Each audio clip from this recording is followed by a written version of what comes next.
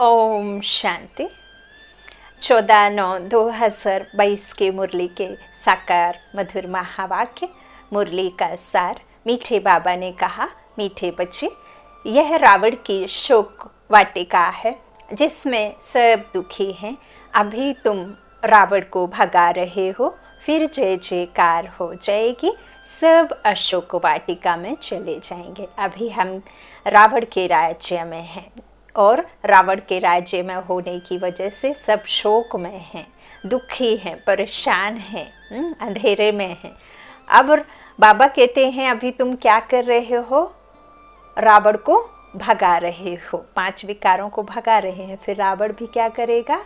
जब हार जाएगा तो वह भी अलविदा कह करके इस दुनिया से ही चला जाएगा। फिर जब उसका ड्रामा होगा तभी वो लौट कर आएगा, सबकी जय जयकार हो जाएगी और सब फिर राम राज्य अर्थात अशोक वाटिका में चले जाएंगे। मुरली का प्रश्न, प्रजा में भी उच्च पद किस आधार पर प्राप्त हो सकता है? उसका मिसाल कौन सा है?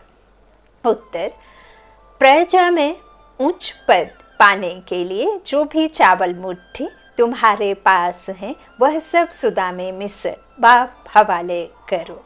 दिखाते हैं ना, सुदामा ने चावल मुट्ठी दी तो महल मिल गए।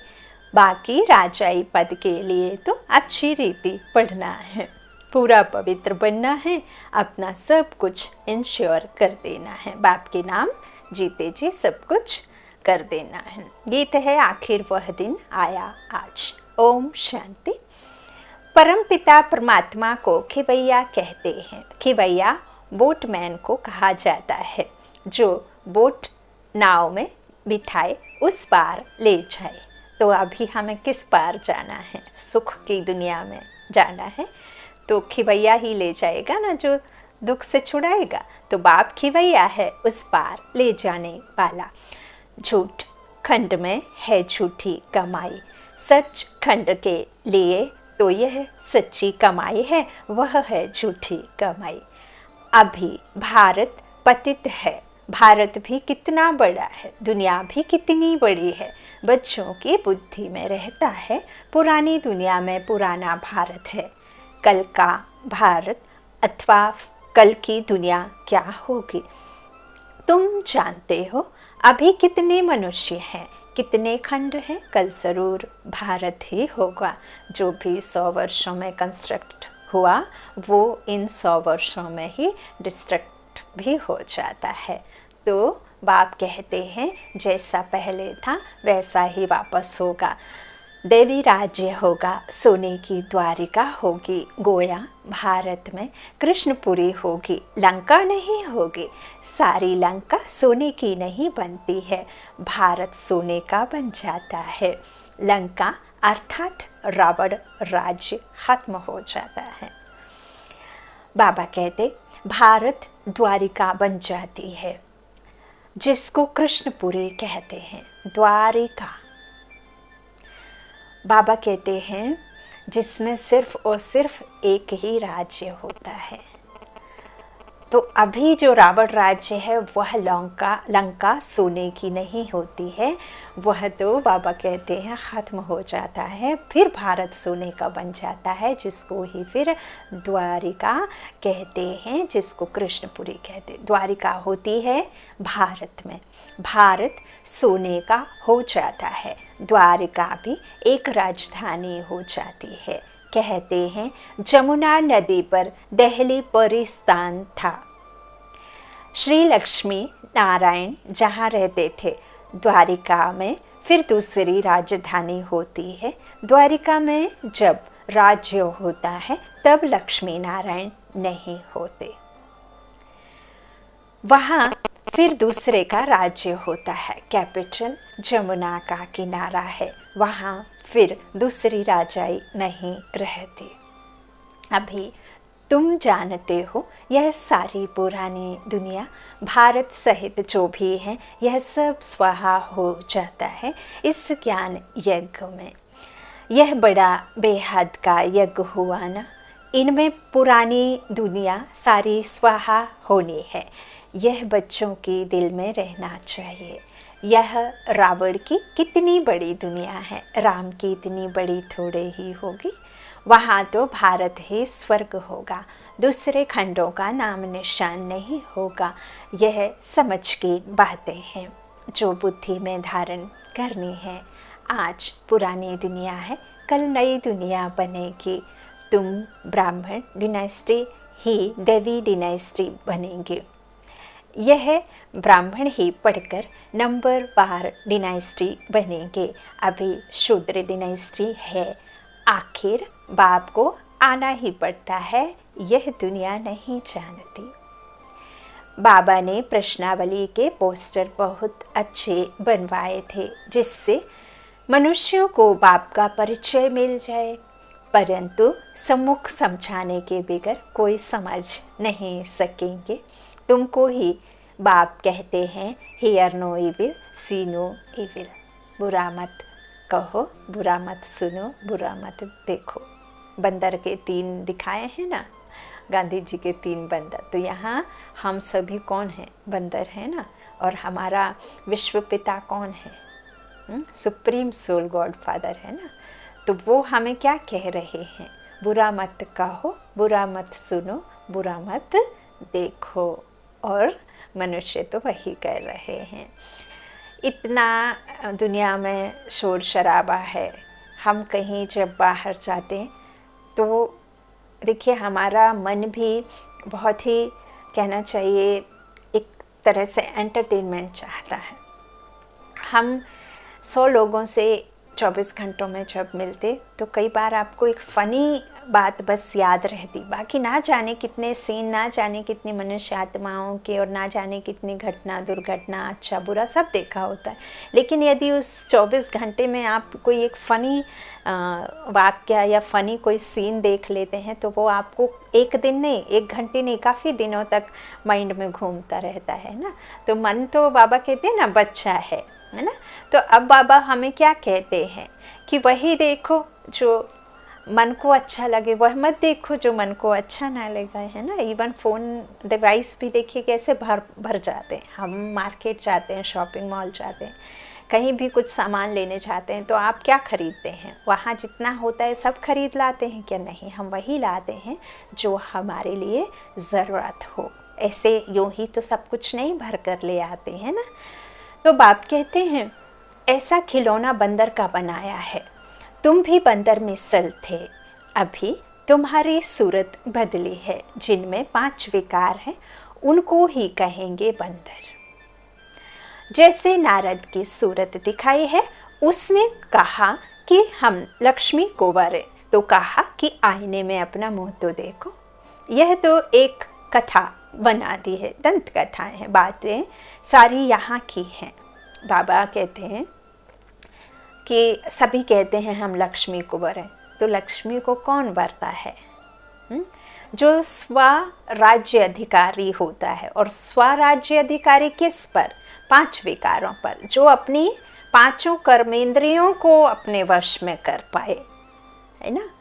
ऐसा नहीं कि कर्मेंद्रियों के वश में हो, तो वो होता है स्व पर अधिकार। जब आप स्व को अधिकार में करेंगे, कर्मेंद्रियों को अपने वश में करेंगे, तब तो फिर आप लक्ष्मी बनेंगे। तो बाबा कहते हैं इस तरह से यह तो एक कथा बना दी है कि अपना मुंह आईने में झाकर देखो। बातें सारी यहाँ की हैं। बाबा प्रैक्टिकल में सम्यक हो बच्चों को बैठ समझाते हैं। कोई पूछते हैं हम लक्ष्मी को वर सकते हैं? बाबा कहते हाँ, पहले बंदरपना तो छोड़ो, तो क्यों नहीं वर सकते हो। बाबा ने तुमको समझदार बनाया है, फिर तुम्हारे द्वारा सभी आत्माओं को रावण की जंजीरों से छुड़ाए शिवालय में ले जाते हैं अथवा अशोक वाटिका में ले जाते हैं। इस समय सब शोक वाटिका में है। अभी तुम रावण को भगा रहे हो, फिर जय जयकार हो जाएगी। सब भक्तियाँ अर्थात आत्मा सीताएं हैं, एक राम ही भगवान है, पुकारते भी हैं हे राम। वास्तव में राम शिव बाबा को कहा जाता है। बाबा ने आकर समझाया है, राम ही आकर सबकी सदगति करते हैं, स्वर्ग में ले जाते हैं, जिसको राम राज्य कहा जाता है।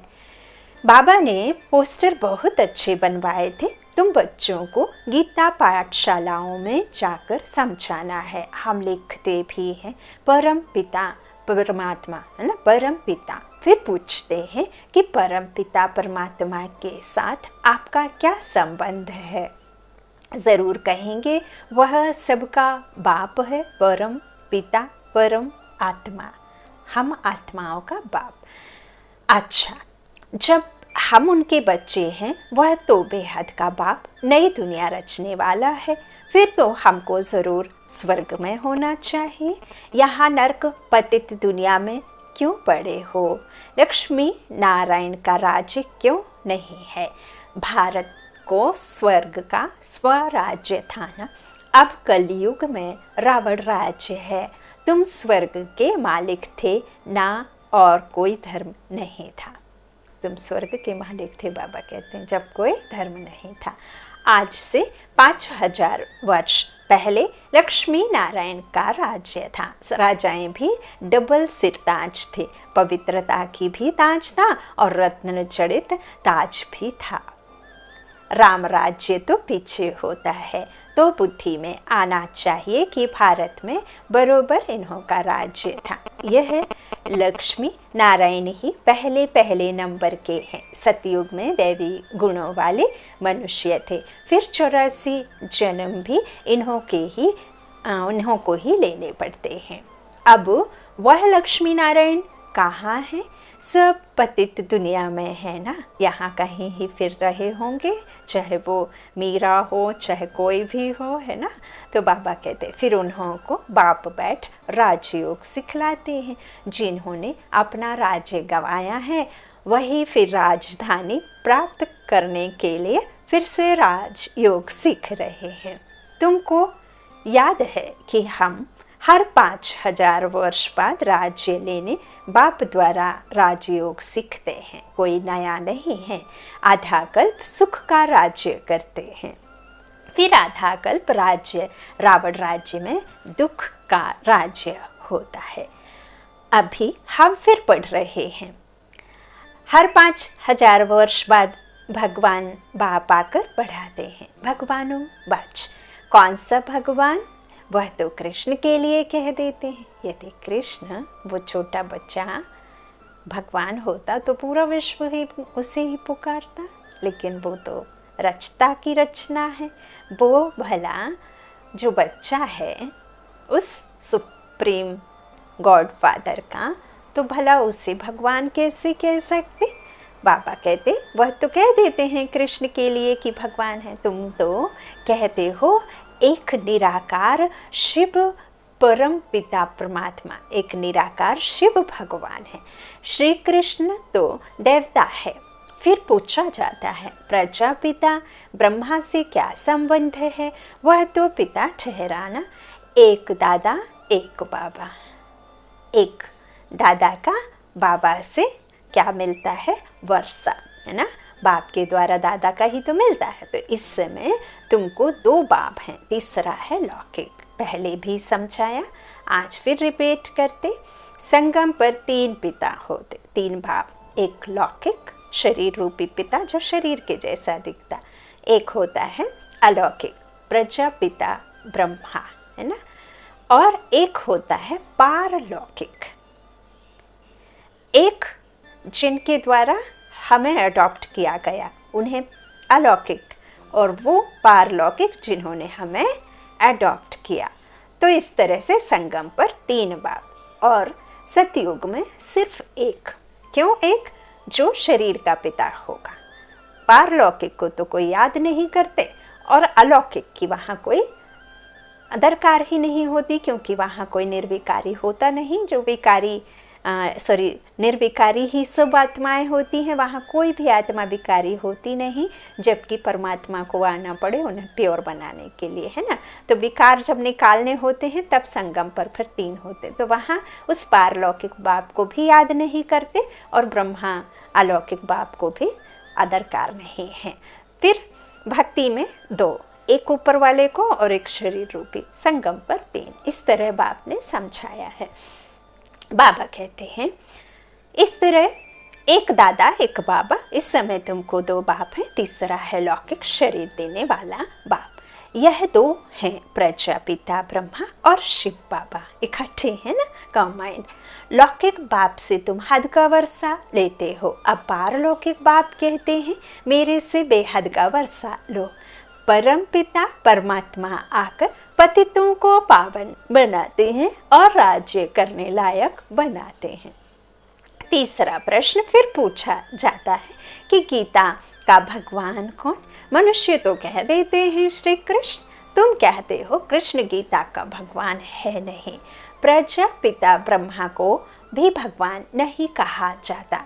बाबा खुद कहते हैं मैं तो आधार मूर्त हूँ, उद्धार मूर्त हूँ, मैं तो खुद उसको याद करता हूँ। मुझ में बैठे हुए उस भगवान को याद करो, उससे तुम्हारा बेड़ा पार होगा। मुझे मत देखो, मुझ में अंदर समाये एक सुप्रीम गॉड फादर को देखो, उससे लगन लगाओ, है ना। मुझसे लगन लगाओगे तो कुछ भी नहीं पाओगे।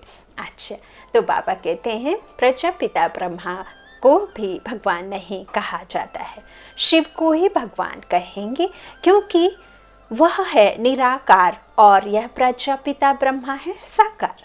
तो भगवान एक शिव ही ठहरा, यह भी बाबा ने समझाया है। तुम शिव शक्तियाँ हो, सेना भी हो, तुम विकारों को छोड़ निर्विकारी पावन बन अपना राज्य लेते हो, फिर यह रावण राज्य खत्म हो जाएगा। अभी तुम अपनी राजधानी स्थापन कर रहे हो, कल इनके मालिक बनेंगे। लक्ष्मी नारायण को राज्य किसने दिया? हम कहेंगे इन्हों को राज्य देने वाला परम पिता परमात्मा शिव है जो अब दे रहे हैं। शिव बाबा कहते हैं आगे भी हमने तुमको राज्य दिया था, अब फिर सिखला रहा हो।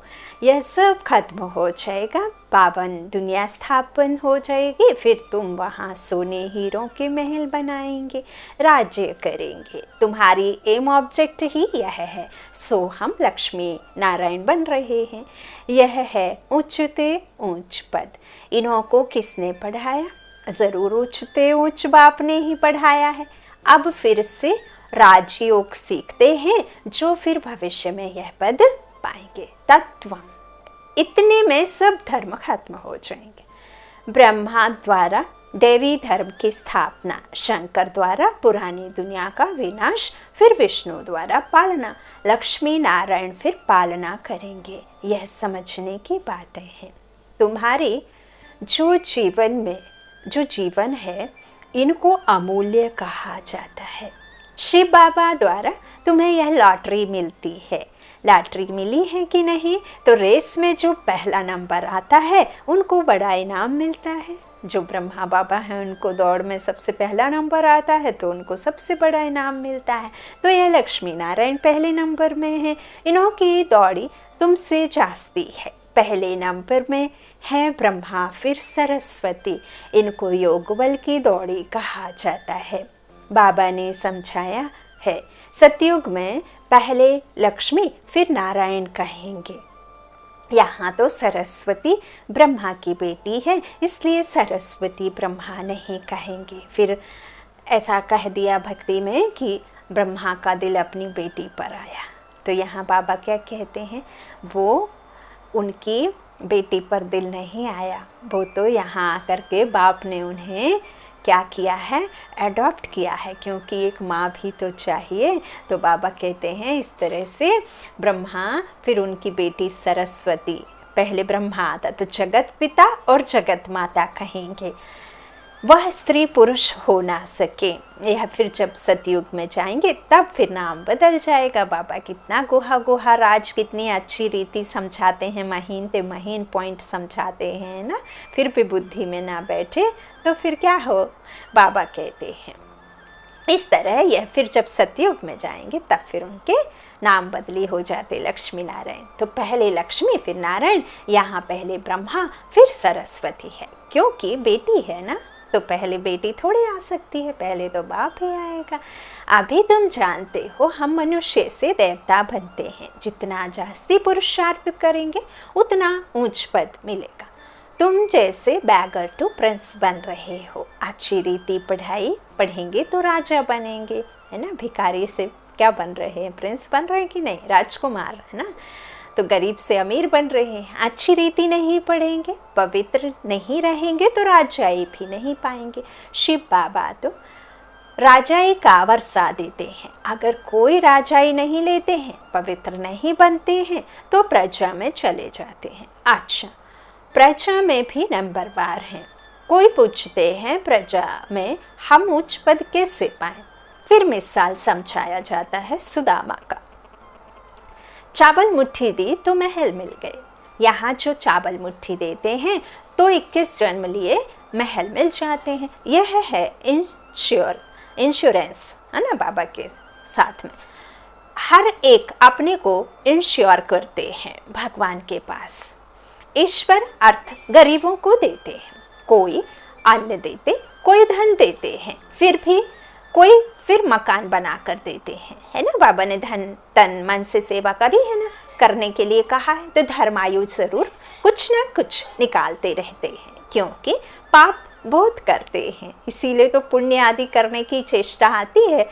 इसलिए दान पुण्य करते हैं। तो गोया इंश्योर किया ना, दान पुण्य अनुसार दूसरे जन्म में अच्छे घर में जन्म मिलता है। वो कागविष्टा समान सुख दूसरे जन्म में मिल जाता है। यहाँ 21 जन्म तो फर्क है दिन रात का। समझो, किसने हॉस्पिटल बनाई होगी तो दूसरे जन्म में रोगी कम होगा।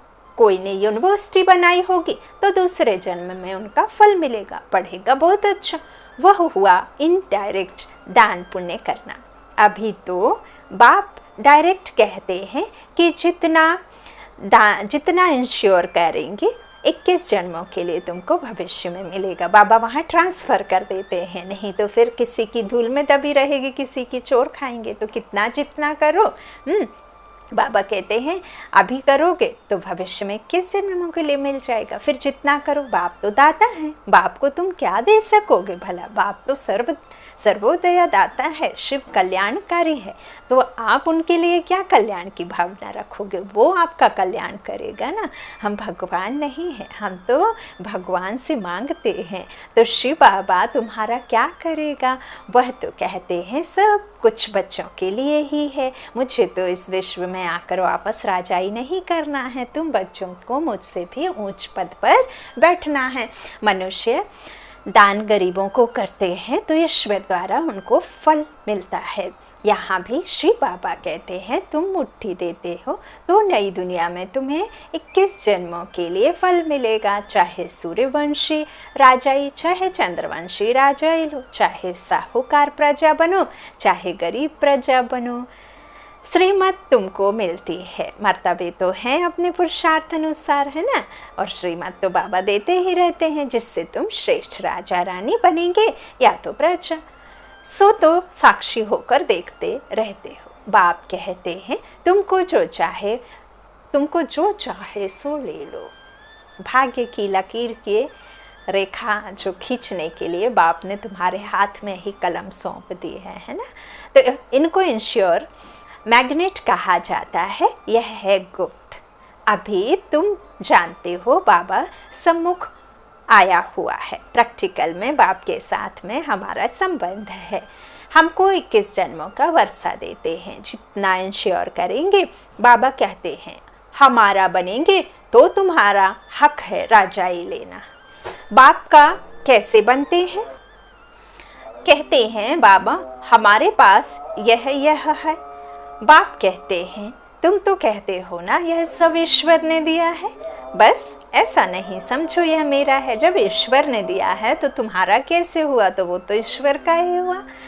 अपना ममत्व नहीं रखो। ममत्व रखेंगे तो राजाई नहीं मिलेगी। गृहस्थ व्यवहार में रहते श्रीमत पर चलो तो ममत्व नहीं रहेगा। तुम्हारी तो गारंटी थी ना बाबा, आप आएंगे तो हम आपके बन जाएंगे। मेरे तो एक आप ही हो। अब बाप के पास जाते हैं, बाबा फिर स्वर्ग में भेज देंगे। बाबा रोज रोज सुनाते रहते हैं। सुनाते सुनाते कितने वर्ष हो गए, अब बाकी थोड़ा समय है। यह बाबा का लॉन्ग बूट है ना। बाबा ने पुरानी जुत्ती में प्रवेश किया है। कहते हैं बच्चों को सृष्टि के आदि मध्य अंत का समाचार सुनाता हूँ। मैं नॉलेजफुल, ब्लिसफुल लिबरेटर हूँ, सुख करता दुख हरता हूँ। जितना तुम बाप को याद करते जाएंगे तो पाप करते जाएंगे। आज मीठे मीठे सिकिलाधे बच्चों प्रति माता पिता बाप दादा का याद प्यार और गुड मॉर्निंग। रूहानी बाप के रूहानी बच्चों को नमस्ते। हम रूहानी बच्चों के रूहानी माता पिता बाप दादा को याद प्यार और गुड मॉर्निंग। शुक्रिया बाबा, मीठे बाबा, प्यारे बाबा। धारणा के लिए मुख्य सार। पहला, राजाई पद लेने के लिए पूरा श्रीमत पर चलना है। किसी भी चीज़ में ममत्व नहीं रखना है। मेरा तो एक बाप, यही पाठ पक्का करना है। दूसरा, hear no evil, see no evil, talk no evil. बाप के इस डायरेक्शन पर चल मंदिर लायक बनना है। वरदान वरदानी बाबा का कंट्रोलिंग पावर द्वारा स्व को कंट्रोल कर फुल स्टॉप लगाने वाले सदा समर्थ आत्मा भव। बिंदु स्वरूप बाप और बिंदु स्वरूप आत्मा दोनों की स्मृति फुल स्टॉप अर्थात बिंदु लगाने में समर्थ बना देती है। समर्थ आत्मा के पास स्व के ऊपर कंट्रोल करने की कंट्रोलिंग पावर होती है। वह दूसरों को कंट्रोल नहीं करते, लेकिन स्व पर कंट्रोल रख परिवर्तन शक्ति को कार्य में लगाते हैं। उनमें रॉन्ग को राइट करने की शक्ति होती है। वह कभी ऐसे नहीं कहते कि क्या मुझे ही मरना है, मुझे ही सहन करना है। समर्थ आत्मा यही समझती कि यह मरना नहीं, लेकिन स्वर्ग में स्वराज्य लेना है। स्लोगन, बाप को प्रत्यक्ष करने के निमित्त वही बन सकते जिनके हर संकल्प में दृढ़ता की विशेषता है। बाप को प्रत्यक्ष करने के निमित्त वही बन सकते जिनके हर संकल्प में दृढ़ता की विशेषता है। अच्छा, ओम शांति। शुक्रिया बाप दादा, शुक्रिया आप सभी भाई बहनों के स्नेह प्यार का। Good night, Om Shanti.